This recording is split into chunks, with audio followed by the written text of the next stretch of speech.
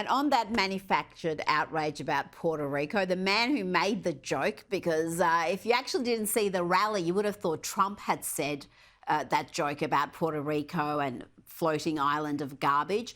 But the man who actually did make the joke, Tony Hinchcliffe, he has finally addressed it. On my speech on free speech, I referenced Puerto Rico, which currently has a landfill problem in which all of their landfills are filled to the brim. I guess I'm the only person that knew about this. With that said, I just want to say that I love Puerto Ricans. They're very smart people, and they're smart enough to know when they're being used as political fodder.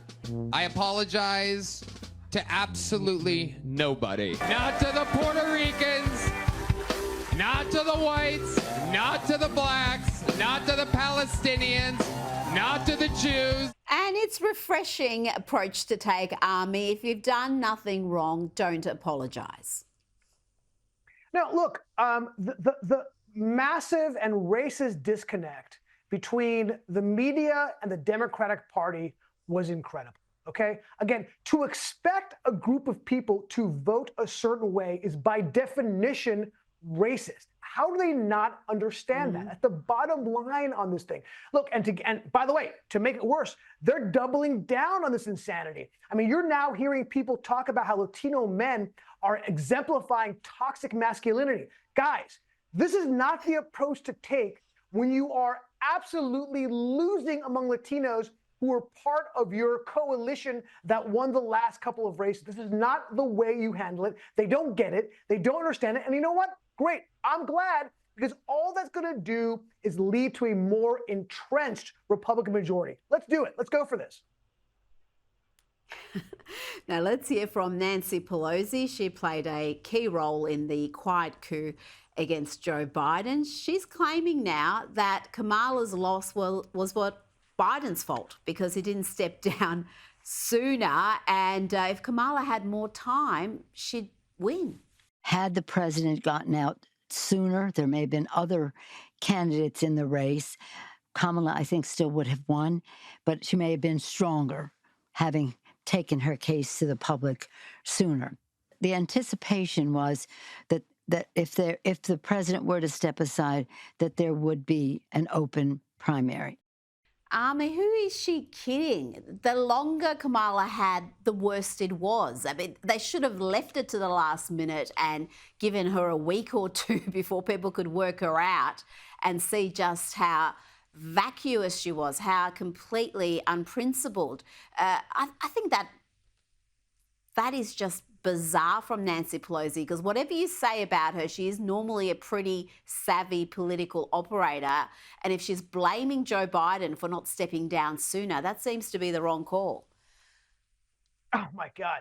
I mean, they wanted to give Americans more time to get to know the human Potemkin village we know as Kamala Harris.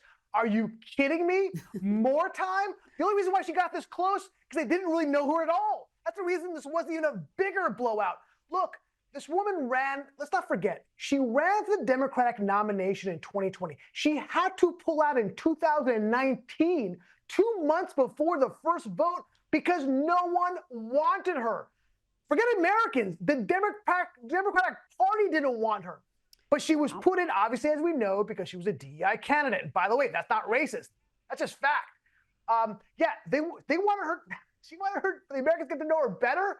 Oh my God, Nancy, count your lucky stars. They knew her as poorly as they did. That is crazy talk. Well, who's going to be the next one for the Democrats? You look at the Republican side, and they've got a lot of impressive young talent. You can see who their potential candidates can be for the next 20 years. We talked earlier about Vivek Ramaswamy. You've got Ron DeSantis. You have, obviously, J.D. Vance. Their talent pool is significant there.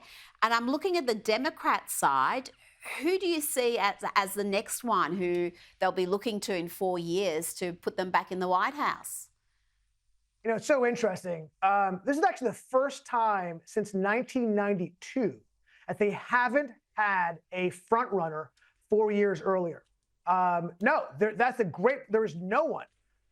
This is a significant, first of all, before they can choose who will be a front runner, the Democrats have to decide in which direction are they going to go. They have to decide whether or not they're going to move to the center, which will lead to more wins, or they're going to double down and move to the hard left because they're not as pure. And you hear it now already.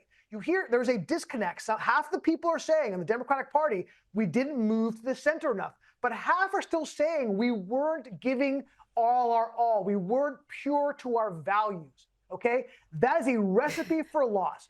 I have one thing to say to you, Rashida Tlaib, 2028. I'm there for you. Yeah, let's have the whole squad running together. Ami Horowitz, thanks for your time.